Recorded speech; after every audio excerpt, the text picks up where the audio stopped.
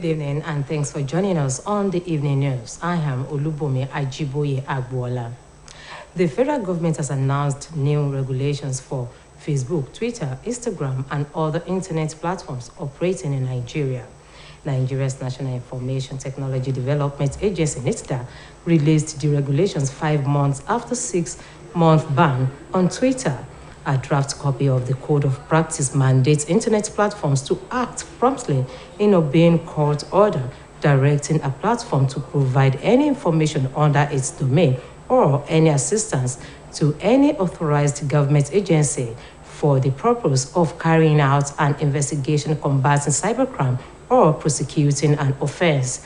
NITDA said the objective of the new codes is to set out best practices that will make the digital ecosystem safer for Nigerians and non-Nigerians in Nigeria. The government agency said the guidelines were developed in collaboration with the Nigerian Communication Commission and National Broadcasting Commission, as well as input from interactive computer services platforms such as Twitter, Facebook, WhatsApp, Instagram, Google, and TikTok, among others. NITDA spokesperson Adiza Umar in a statement said the code was designed to protect the fundamental human rights of Nigerians and non-Nigerians living in the country, as well as define guidelines for interacting on the digital ecosystem. The professor of building at the University of Lagos, Professor Olumide Afolarin Adenuga, said revenue loss to Nigeria due to abandonment of old Federal Government Secretariat Complex, Ikoyi, Lagos State, has hit 87.8 billion naira in 27 years. The cumulative amount takes its root from the 72 billion naira estimate arrived at in 2018. According to him, the estimate was hinged on the proposal to convert the entire complex to 480 units of residential apartments and the assumption of year 1995 base rent of 5 million naira per annum and 10% rent increments every 4 years. He added that based on the evaluation carried out by the university professor on the abandoned Federal Secretariat Complex, it showed that 72 billion naira would have been 3.960 billion naira annually to 72 billion naira estimate arrived at by Professor Adenuga in 2018. Meanwhile, a Federal High Court Abuja has convicted and sentenced 2 co-defendants in a suit filed by the National Drug Law Enforcement Agency against the suspended DCP Abba Kyari over an alleged drug deal to 2 years imprisonment. Justice Emeka Inwete, in a judgment, said having admitted to committing the offense referred against them in counts 5, 6, and 7 by the NDLEA, Chibuna Umebe and Emeka Ezenwani, who are 6th and 7th defendants. Justice Inwete thereafter sentenced them to 2 years imprisonment on each of counts 5, 6, and 7.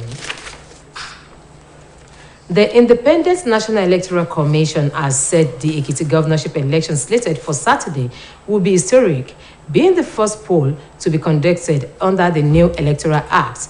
The commission disclosed that in the preparation for the election, it reversed its training manual to reflect the provisions of the new Electoral Act as well as the regulations and guidelines. It said out of the 988,926 registered voters in the state, 749,065 have collected their cards. INEC Chairman Professor Mahmoud Yakubu, while assuring the electorate of credible polls, said the commission will not take any action to the advantage or disadvantage of any political party. As part of activities to mark the World Blood Donor Day, today, the World Health Organization, WHO, has decried acute blood shortage in Nigeria and other middle and low-income countries, even as it urged mandatory screening for human immunodeficiency virus, hepatitis B, hepatitis C, and syphilis before any blood donation. The slogan for this year's commemoration is "Donating blood is an act of solidarity. Join the efforts and save lives." The D-Day is aimed at raising global awareness of the need for safe blood and blood products for transfusion. The WHO, in a statement, said the national blood system should be governed by a policy and legislative framework to promote the uniform implementation of standards and consistency in the quality and safety of blood and blood products. It noted that safe blood is essential for helping people of all ages who suffer from diseases, disasters, and accidents. WHO recommends that all blood donations should be screened for infections prior to use, adding that screening for HIV, hepatitis B, hepatitis C, and syphilis should be mandatory. President of the Nigerian Medical Association, Dr. Uche Ojima, had called on Nigerians in the affected area to visit the hospital where the injured were being treated to donate blood to save the lives of injured victims. Meanwhile, Acting Director General of the National Blood Service Commission, Dr. Omali Amedu, has urged Nigerians to regularly donate blood to improve their health and be able to have children. The 2022 Batch B Stream 1 orientation course of the National Youth Service Corps Osun State Branch holds tomorrow at the Corps Permanent Orientation Camp, Ede. This is contained in a release from the NYSC Directorate Headquarters through the State Coordinator, Mrs. Okunyade Fumi. The release also states that the 3-week orientation course for the Batch B Stream 1 Corps members deployed to Osun State for the 1-week mandatory service will commence the registration and verification of prospective Corps members immediately and close on Friday night this week. The release also says that the swearing-in ceremony is slated for next week, Tuesday, in the morning. The ceremony will be presided over by the State Coordinator of the Corps, Mrs. Olayinka Abdul-Wahab, while the Chief Judge of the State, Honorable Justice Adepele Ojo, will administer the National Pledge and Oath of Allegiance on the prospective Corps members. The management of the scheme thereby solicits the support of the people of the state to accommodate the youths as they have been doing before.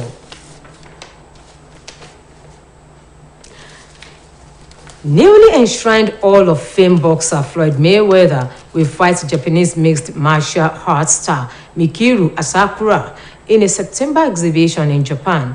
The former welterweight world champion, who was recently inducted into the International Boxing Hall of Fame after retiring with an unbeaten 50-0 record, beat Dangerous Don Moore in an exhibition in Abu Dhabi last month. The date, venue, and rules of his fight against 29-year-old featherweight Asakura will be announced later this month. It will be recorded that the 45-year-old Mayweather's fourth exhibition and his second in Japan after beating kickboxer Tenshin Nasukawa by TKO in just 2 minutes in December 2018 in a bout that was widely ridiculed. Mayweather called himself the pioneer of exhibitions and promised to put on a show for fans when he returns in September. Mayweather said of his opponent that he is going to treat him nice by letting him go 3 rounds to land his shot. Meanwhile, Asakura said he intends to use the opportunity to raise his name and value internationally. While on the foreign scene, the United Nations says the death toll from recent clashes between Arab and non-Arab groups in Sudan's restive Darfur region has exceeded 125. The latest fighting between the Arab Rizigats and non-Arab Gumer tribes broke out in Kobos district, about 160 kilometers north of the West Darfur state capital, El Geneina. It started as a land dispute between 2 individuals, one from the Rizigats and the other from Gumer, before escalating into broader violence involving other members of the two tribes, according to the reports from the UN Office for the Coordination of Humanitarian Affairs. Over 125 people were killed and many others were injured due to the conflict. The UN said it estimates around 50,000 people have been displaced by the latest fighting, which has spilled over into neighboring districts of West Darfur. The RSF is largely made up of Arabs who formerly served in the infamous Janjaweed militia recruited by the now ousted regime of President Omar al-Bashir to suppress an armed rebellion launched among Darfur's non-Arab minorities in 2003. The United Nations indicated. And that ends the evening news on OSBC TV. Join us at 7 for the major reports. Good evening.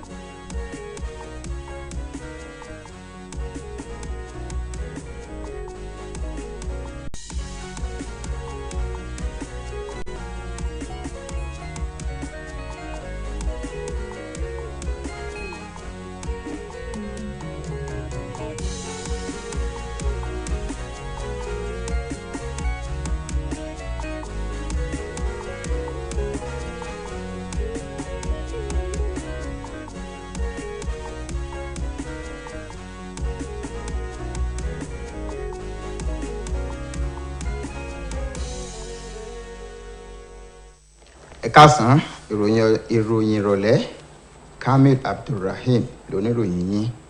Ìjọba àpapọ̀ ti kéde òfin tuntun fáwọn tó ṣe àgbékalẹ̀ ojúpọ̀ ìtàkùn ayélujára Twitter, Instagram, Facebook àtàwọn ojúpọ̀ ìtàkùn míì lórílẹ̀‐èdè Nàìjíríà. Àjọ tó mójútó ètò ìròyìn nípasẹ̀ àmúlò ìmọ̀ ẹ̀rọ ló gbé òfin tuntun náà jáde lẹ́yìn oṣù márùn-ún tí wọ́n ti fòfin de ojúpọ̀ ìtàkùn ayélujára Twitter. Òfin náà ló pọn dandan fáwọn ojúpọ̀ ìtàkùn yìí láti tẹ̀lé àṣẹ ilé ẹjọ́ tó ní kí wọ́n máa pèsè àwọn ìròyìn tó ṣe kókó láti ran ìjọba àpapọ̀ lọ́wọ́ nídìí lílo ẹ̀rọ ayélujára àtàwọn ìwà láabi míì. Onígbèdéke àgbékalẹ̀ tuntun tí kìí ṣe ọmọ orílẹ̀-èdè Nàìjíríà lápapọ̀ àjọ NITDA sọ pé àlàkalẹ̀ náà ló wà pẹ̀lú ìfọwọ́sowọ́pọ̀ àjọ tó ń rí sétò ìbánisọ̀rọ̀ àtèyí tó wà fọ́rọ̀ àwọn iléeṣẹ́ ìgbóhùnsáfẹ́fẹ́ pẹ̀lú àwọn ojúpọ̀ ìtàkùn ayélujára míì. Onímọ̀ nípa ilé kíkọ́ ní ilé ẹ̀kọ́ gíga fásitì Èkó ọ̀jọ̀gbọ́n Olúmídé Afọlárìn Adénúgà ti ṣàlàyé pé iye owó tó orílẹ̀-èdè yìí ti pàdánù nítorí pípa ti dápa olú iléeṣẹ́ ìjọba àpapọ̀ tó wà ní Ìkòyí nípínlẹ̀ Èkó tì láti ọdún mẹ́tàdínlọ́gbọ̀n ti di bílíọ̀nù mẹ́tàdínláàádọ́rùn-ún àti mílíọ̀nù lọ́nà ẹgbẹ̀rin náírà báyìí. Eléyìí di mímọ̀ látàrí àkọsílẹ̀ tí wọ́n ṣe lọ́dún 2018 tó jẹ́ bílíọ̀nù méjìléláàádọ́rin náírà. Gẹ́gẹ́ bó ṣe wí, iye àpapọ̀ owó torílẹ̀-èdè yìí ti pàdánù ọ̀hún wà níbàámu pẹ̀lú èròǹgbà láti sọ olú iléeṣẹ́ ìjọba àpapọ̀ ọ̀hún di ilégbèé ọlọ́rìnlénírínwó yàrá tí wọ́n bá gbé lórí bílíọ̀nù márùn-ún náírà tí wọ́n dábàá láti máa ya ilé ọ̀hún gbé níbẹ̀ lọ́dún 1995 àti ìdá mẹ́wàá nínú ọgọ́rùn-ún tí wọ́n yóò máa rí láàrin ọdún mẹ́rin pẹ̀lú àbọ̀ ìwádìí tí ọ̀jọ̀gbọ́n ilé ẹ̀kọ́ gíga fásitì náà ṣe báyìí. Owó tíjọba àpapọ̀ kò bá rí láti ọ̀dọ̀ àwọn ayálégbé láàrin ọdún 1995 sí 2018 kò bá jẹ́ bílíọ̀nù méjìléláàádọ́rin náírà. Ó ní eléyìí kò mọ́ bílíọ̀nù mẹ́rin ọdún ó dín díẹ̀ náírà tí kò bá máa lé lọ́dọọdún níbàámu pẹ̀lú àkọsílẹ̀ tí ọ̀jọ̀gbọ́n Adénúgà gbé jáde lọ́dún 2018. gómìnà ìpínlẹ̀ Ọ̀ṣun Ọ̀gbẹ́ni Adégbóyèga Oyètọ́lá ti rọ àwọn oníròyìn láti yàgò fún gbọ́yìísọ̀yìí ṣùgbọ́n tó rọ̀ wọ́n láti mọ́rọ̀ iṣẹ́ wọn lọ́kùnkúndùn pẹ̀lú ṣíṣe àmúlò jíjẹ́ akọ́ṣẹ́mọṣẹ́ pàtàkì jùlọ nínú ètò ìdìbò gómìnà tó ń bọ̀ nípínlẹ̀ yìí. Gómìnà Oyètọ́lá tó gbámọ̀ràn ọ̀hún kalẹ̀ lásìkò tó ń ṣíde ìdánilẹ́kọ̀ọ́ lọ́jọ́ méjì tí iléeṣẹ́ ìròyìn àti ìlanilọ́yẹ̀ pẹ̀lú àjọṣepọ̀ AK Concept ìjọ gbé kalẹ̀. Gómìnà Oyètọ́lá ẹni tí olórí òṣìṣẹ́ ọba nípínlẹ̀ yìí ọ̀mọ̀wé Olúgbóyèga Oyèbádé sojú fún jẹ́ kó di mímọ̀ pé lára ojúṣe tó ṣe pàtàkì fáwọn oníròyìn ni láti mọ́rọ̀ iṣẹ́ wọn níbàdà kí wọ́n sì dájú pé wọ́n ṣàgbékalẹ̀ ìlànà tá à ń gbà gbé ìròyìn jáde tí ìdàgbàsókè yóò fi bá tìbútòrò ìpínlẹ̀ Ọ̀ṣun. Ṣáájú ọ̀rọ̀ kọmíṣánná fọ́rọ̀ fétò ìròyìn àti ìlanilọ́yẹ̀ arábìnrin Fúnkẹ́ Ẹgbẹ́mọdé ló ti gbóríyìn fún gómìnà Adégbóyèga Oyètọ́lá fún ọ̀kan-ò-jọ̀kan iṣẹ́ ìdàgbàsókè tó ti ń ṣe ní ìpínlẹ̀ Ọ̀ṣun. Arábìnrin Ẹgbẹ́mọdé wá rọ àwọn oníròyìn pé kí wọ́n ìdánilẹ́kọ̀ọ́ òun gẹ́gẹ́ bí arọ ọ̀nà láti má sì jẹ́ kí etí àwọn aráàlú di sí ohun tó ń lọ lásìkò ìdìbò tó ń lọ lórílẹ̀‐èdè yìí pàtàkì jùlọ èyí tí yóò wáyé ní ìpínlẹ̀ Ọ̀ṣun. Lára àwọn tó péjú síbi ìdánilẹ́kọ̀ọ́ ọ̀hún la ti rí alága ẹgbẹ́ oníròyìn ní ìpínlẹ̀ Ọ̀ṣun Kọ́mọrù Wàsíù Àjàdòsù, alága ìgbìmọ̀ tẹ̀kótó ilé asòfin nípínlẹ̀ yìí lórí ètò ìròyìn ọ̀nàrẹ́bù Kúnlé Àkàndé, olùdarí àgbà iléeṣẹ́ OSBC Ọ̀gbẹ́ni Rasheed Fọlárànmí tí wọ́n sì panu pọ̀rọ̀ àwọn oníròyìn tó péjú pésẹ̀ síbi ìdánilẹ́kọ̀ọ́ ọ̀hún láti mọ́rọ̀ iṣẹ́ wọn lọ́kùnkúndùn lọ́nà àti wọn kọjọ́ ọ̀la àwọn èèyàn ìpínlẹ̀ yìí àtúnà láti jẹ́ kí àwọn èèyàn kó mọ rí ìròyìn tó kojú bọ̀. Àjọ elétò ìdìbò lórílẹ̀‐èdè yìí ti sọ pé mọ́ni gbàgbé ní ìdìbò gómìnà tí yóò wáyé nípínlẹ̀ Èkìtì yóò jẹ́ tí wọn yóò sì ṣe pẹ̀lú àmúlò òfin ìdìbò tuntun. Àjọ elétò ìdìbò lórílẹ̀‐èdè yìí ní ìgbáradì fún ètò ìdìbò náà sọ pé àtúnṣe sí ọ̀kan-ò-jọ̀kan sí àwọn àmúyẹ àti kùdìẹ̀kudiẹ tó wà tẹ́lẹ̀ nípa ètò ìdìbò ọ̀hún làjọ ohun ti ṣe tó sì ní ìdánilẹ́kọ̀ọ́ pàtàkì tí ń wáyé láti fààyè gba ọ̀nà tí òfin tuntun ọ̀hún yóò fi fẹsẹ̀ múlẹ̀. Olùkún pé nínú 2,400,200 tí wọ́n forúkọ sílẹ̀ fún káàdì ìdìbò 2,200,909 ni wọ́n gba káàdì ìdìbò wọn. Alága àjọ elétò ìdìbò lórílẹ̀‐èdè ọ̀jọ̀gbọ́n Mahmood Yakubu fi dáhùn olùdìbò lójú pé àjọ náà kò ní ṣègbè lẹ́yìn ẹgbẹ́ òṣèlú kankan. Lára àyájọ́ fífi ẹ̀jẹ̀ sílẹ̀ lágbàáyé tọdún yìí làjọ elétò ìlera lágbàáyé ti kọminú lórí báwọn èèyàn kì í ṣe fẹ̀jẹ̀ sílẹ̀ lórílẹ̀‐èdè yìí àtàwọn orílẹ̀‐èdè míì tó ṣẹ̀ṣẹ̀ ń dìde lẹ̀. Bẹ́ẹ̀ làjọ náà tún pè fún àyẹ̀wò ẹ̀jẹ̀ ẹni tó bá ti ní àrùn HIV, hepatitis àti àrùn míì kí wọ́n lè máa fi ẹ̀jẹ̀ sílẹ̀ láti máa fi tọ́jú irú àwọn èèyàn bẹ́ẹ̀. Alága àyájọ́ tọdún yìí ní fífi ẹ̀jẹ̀ sílẹ̀ lọ́nà àti dóòlà ẹ̀mí. Àfojúsùn ọjọ́ yìí ni láti jẹ́ káwọn èèyàn mọ pàtàkì fífi ẹ̀jẹ̀ sílẹ̀ láti dóòlà ẹ̀mí àwọn tó wà lórí àárẹ̀ àtàwọn tó bá níjàmbá. Lórí ẹgbẹ́ àwọn dókítà onímọ̀ṣègùn òyìnbó lórílẹ̀‐èdè yìí dókítà Uche máa rọ ìjọba àpapọ̀ àwọn ọmọ orílẹ̀‐èdè yìí láti máa ṣàbẹ̀wò sí ilé ìwòsàn kí wọ́n lè máa fẹ̀jẹ̀ sílẹ̀ fáwọn tó nílò rẹ̀. Ilé-ẹjọ́ gíga ìjọba àpapọ̀ tó kalẹ̀ sílùú Àbújá ti pàṣẹ kí méjì lára àwọn tájọ NDLEA fẹ̀sùn kàn pẹ̀lú àtẹ̀lé ọ̀gá ọlọ́pàá ilẹ̀ yìí kan tí wọ́n fẹ̀sùn gbígbé oògùn olóró kan Abba Kyari lọ fẹ̀wọ̀n ọdún méjì jura. Nígbà tó ń gbé ìdájọ́ rẹ̀ kalẹ̀ onídàájọ́ Emeka Nweti sọ wípé níwọ̀n ìgbà táwọn èèyàn ọ̀hún Chiuba Uchebe àti Emeka Ezenwani gbà pé àwọn jẹ̀bi ẹ̀sùn tí wọ́n fi kàn wọ́n gẹ́gẹ́ bí olùjẹ́jọ́ kẹfà àti ìkeje, ìyà ẹ̀ṣẹ̀ wọn náà ni wípé kí wọ́n lọ fẹ̀wọ̀n ọdún méjì jura pẹ̀lú iṣẹ́ àṣekára. Láàrọ̀ lálẹ́tò ìfinimọ̀lé àwọn agùnbánirọ̀ tó jẹ́ ìsíkejì fún tọdún 2022 Stream 1 yóò gbéra sọ níbùdó ìfinimọ̀lé àwọn agùnbánirọ̀ tó wà nílùú Ẹdẹ. Ìjẹ́nú àtẹ̀jáde tí adarí àjọ agùnbánirọ̀ nípínlẹ̀ Ọ̀ṣun arábìnrin Okunade Fúnmi fi síta. Àìjáde náà ṣe lálàyé pé ìfinimọ̀lé ọlọ́jọ́ mẹ́ta náà ni wọ́n yóò ṣe fún àwọn agùnbánirọ̀ tí wọ́n gbé wá sìnrú ìlú nípínlẹ̀ Ọ̀ṣun. Ìforúkọsílẹ̀ àti ṣíṣe àyẹ̀wò fáwọn agùnbánirọ̀ náà ni yóò gbéra sọ tí yóò sì wá sópin lọ́jọ́ Ẹtì ọ̀sẹ̀ yìí. Àtẹ̀jáde ọ̀hún wá fi kún pé láàárọ̀ ọjọ́ Ìṣẹ́gun ọ̀sẹ̀ tó ń bọ̀ lẹ́tọ́ ìbúra yóò wáyé ní ibùdó ọ̀hún. tútù ìfinimọ̀lé ọ̀hún yóò sì wáyé lábẹ́ alámòjútó àjọ àgùnbánirọ̀ ní ìpínlẹ̀ yìí arábìnrin Abdulwahab Ọlájùmọ̀kẹ́ nígbà tí ètò ìbúra yóò wáyé látọwọ́ adájọ́ àgbà nípínlẹ̀ Ọ̀ṣun onídàájọ́ Adépèlé Òjó. ìgbìmọ̀ tó ń ṣàmójútó ètò ìfinimọ̀lé ọ̀hún wá rọ àwọn aráàlú tí àwọn èèyàn wá sìnrú ìlú pẹ̀lú wọn láti fààyè gba àwọn àgùnbánirọ̀ náà gẹ́gẹ́ bí wọ́n ṣe máa ṣe látẹ̀yìnwá. Abẹ̀sẹ́kù bí òjò ní Floyd Mayweather ni yóò kojú gbajúgbajà abẹ̀sẹ́kù bí òjò ọmọ orílẹ̀-èdè Japan Mikro Asakura lóṣù kẹsàn-án ọdún yìí níbi ìjà tí yóò wáyé ní Japan. ògbóǹtarìgì abẹ̀sẹ́kù bí òjò lágbàáyé nígbà kan rí tó fẹ̀yìntì níbi ìdíje abẹ̀sẹ́kù bí òjò ni òun àti ojúgbà rẹ̀ yóò jọjọ wọ ìyájà. ó fi ẹ̀ṣẹ̀ dá ìyà sí ojúgbà rẹ̀ lára lóṣù tó kọjá ní Abu Dhabi. lóṣù yìí ni àjọ tó mójútó ìdíje náà yóò kéde àkókò, ìlànà tí wọn yóò gbà ja ìjà náà àti ibi tí yóò ti wáyé. ìjà yìí ni yóò jẹ́ ẹlẹ́ẹ̀kẹrin tí Mayweather yóò jà lẹ́yìn tó ti fi ẹ̀ṣẹ̀ dá bátànì sára ọmọ orílẹ̀ Japan Tetsuya Nasukaya láàrin ìṣẹ́jú méjì péré lóṣù kejìlá ọdún tó kọjá. àjọ ìṣọ̀kan àgbáyé ti fi léde pé ó ti di èèyàn 125 tó ti dágbére fáyé níbi ìkọlù kan tó wáyé láàrin ikọ̀ Arab àtàwọn ikọ̀ kan tí wọn kì í ṣe Arab. ìjà tó ṣẹ̀ṣẹ̀ wáyé láàrin ẹ̀yà méjèèjì náà ló dá làásìgbò sílẹ̀ lẹ́kùn Kobos tó wà ní kìlómítà 150 sápá àríwá ìwọ̀ oòrùn Darfur tí solúùlú ilẹ̀ Guinea.